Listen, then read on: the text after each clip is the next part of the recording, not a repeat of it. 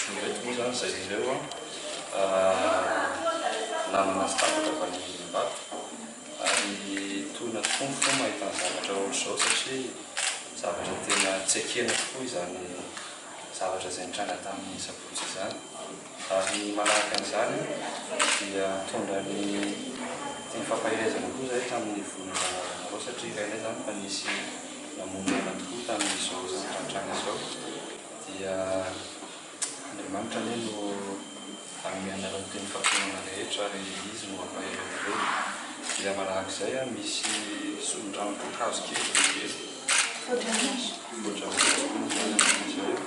dia ampitaona ireo ankizy ireo fa dia miarakolana tokoa izay ary afaka mifanintanana foana tsika malagasy ary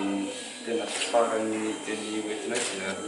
aoka ny fihavanana foana no ampitaina amin'ny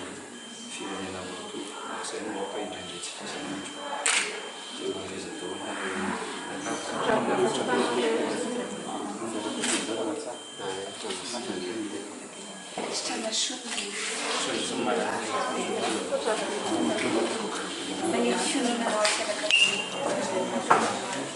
Lena ratsy indrindra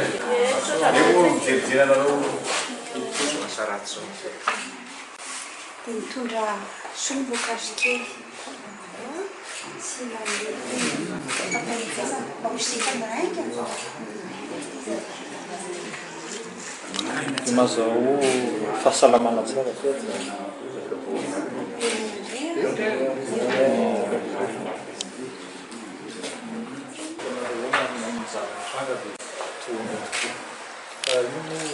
tamin-davy zavana ny zay vidina vary tena mararaka ary manahirana be ny zavatra satria tsy ampiheverana no nahazo nareo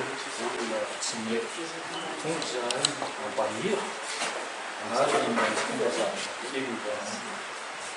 solom-boankazo kely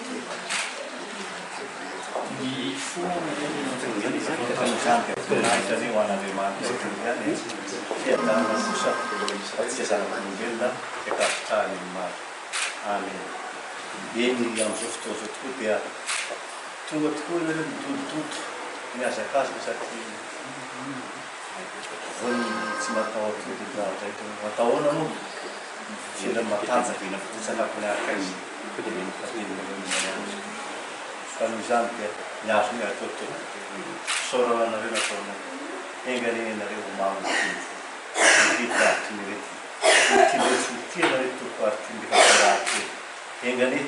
ilay Andriamanitra manaka reparsavana mitatana le sevelonareo amin'ny andro rehetra zay enitsika rehetra dia soratoko dia mafinaritra so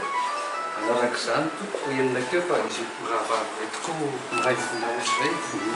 dia atao mafy ilay izy fa tsy tafateny mafy zay teo fa dia mitodika aminareo koa rahavavy koa zahay manamafy ny teny efa natao teo dia mirary tokoa fahasalamana aingana